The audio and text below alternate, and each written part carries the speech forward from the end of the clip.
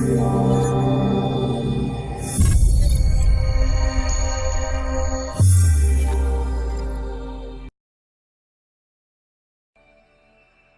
mother, when she was in her final sickness, I went out to San Francisco, and the doctor said she had three weeks to live. I asked her, would you come to North Carolina? She said yes. She had emphysema and lung cancer. I brought her to my home. She lived for a year and a half. And when she was finally in extremis, she was on oxygen and fighting cancer for her life. And I remembered her liberating me. And I said, I hope I'll be able to liberate her. So in her last days, I said, now, I understand that some people need permission to go. You may have done what God put you here to do. You were a great worker. You must have been a great lover, because a lot of men, and if I'm not wrong, maybe a couple of women, risk their lives to love you. You were a piss-poor mother of small children, but you were a great mother of young adults. And if you need permission to go, I liberate you. I went back to my house, and something said, go back. I was in my pajamas. I jumped in my car and ran, and the nurse said, she's just gone. You see, love liberates. It doesn't bind. Love says, I love you. I love you if you're in China. I love you if you're across town. I love you if you're in Harlem. I love you.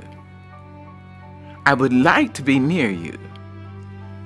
I'd like to have your arms around me. I'd like to hear your voice in my ear. But that's not possible now, so I love you.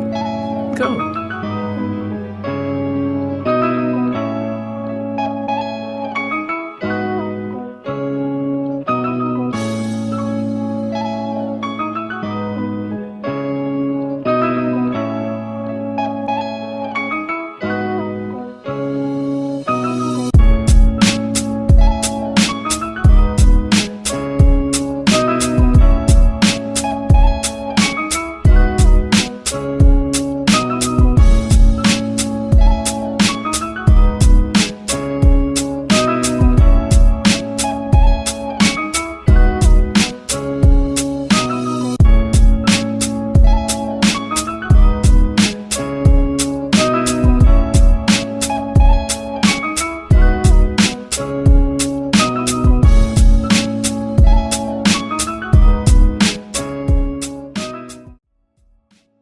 You should never view your challenges as a disadvantage.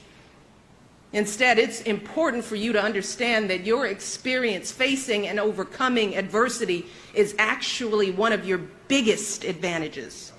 And I know that because I've seen it myself, not just as a student working my way through school, but years later before I came to the White House and I worked as a dean at a college. In that role, I encountered students who had every advantage.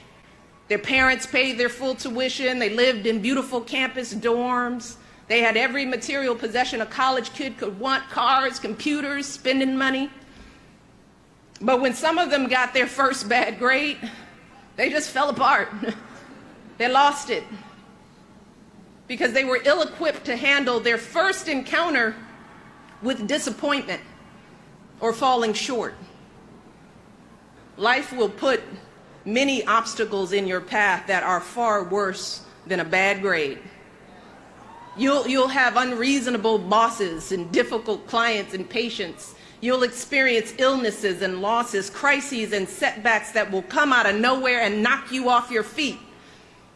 But unlike so many other young people, you have already developed the resilience and the maturity that you need to pick yourself up and dust yourself off and keep moving through the pain. Keep moving forward. You have developed that muscle. And please, please always do your part to help others do the same.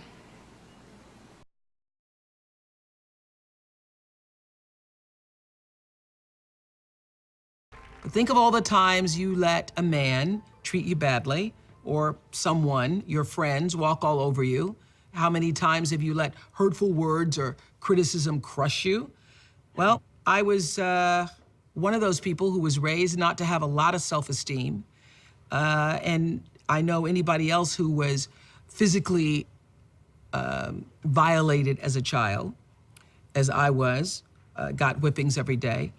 The lesson of a whipping, the lesson of being heavily disciplined with violence is that you're not worthy, that you're not good enough. And so it takes a long time to get a sense of self-worth and self-value.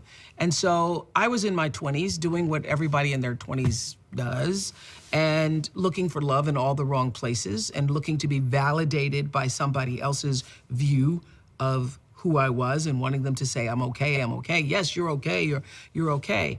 And I've done some really embarrassing, ridiculous, crazy-ass things over the years, holding onto the bumper of a Datsun Z like I could actually keep him from pulling off.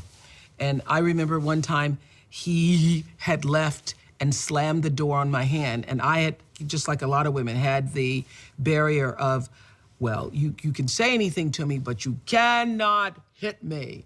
You cannot hit me. He didn't hit me, but the door slammed on my hand, and I thought, well, that's coming close. That's coming very close. And I remember the door slamming on my hand, falling to the floor, and in front of me was a mirror, and I saw myself on the floor with my hand now bruised, and thinking, I have become the woman that I watched my cousin Alice be my whole life as a kid. The only difference is that I'm battered in spirit, and the next step is going to be, who knows?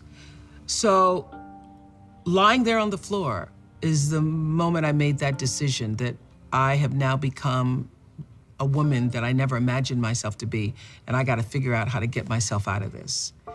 And that was the beginning of the lesson, which is I'm hoping happens to you tonight from the stories that you're gonna see. Because it doesn't happen all at once. Even though you want it to change, sometimes it takes a little longer to actually get the message that people who love you don't treat you badly. Love doesn't hurt, it's supposed to feel good. Hi, I'm Sonja Holt, the founder and executive director of Second Chance at Renewing Self. SCARS was founded in 2013 with a mission to empower and heal mind, body, and soul those that have been affected by domestic and intimate partner violence. So often in the community or in our world, when people have experienced domestic violence, they kind of move on with their lives and they forget about healing. We tend to forget that if we just go on with our lives, that it's okay. But healing is so essential in the life of a survivor to living a prosperous, productive life and a healthy life. So SCARS was founded with the mission to be able to help those that have experienced domestic and intimate partner violence by showing them that there is life after. That just because you have been through abuse, you are not what you have been through. Not only can you survive domestic violence, you can overcome domestic violence. And that's what we aim to do here with Second Chance at Renewing Self. SCARS provides aftercare services for survivors of intimate partner and domestic violence.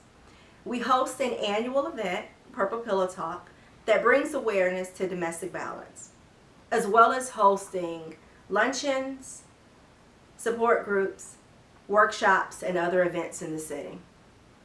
Moving forward, our goal is to open a support center in Richmond to provide workforce development and career readiness services for survivors, as well as for it to be a healing center for survivors. We would also wish to provide transitional housing for survivors. Thank you so very much for listening and for your support. If you would like to get in contact with us, you can reach us at 804-223-0278 or at www.scarsorg.com. We're also social. We're on Facebook at Renewing Self, or on Instagram at SCARS.org. Thank you.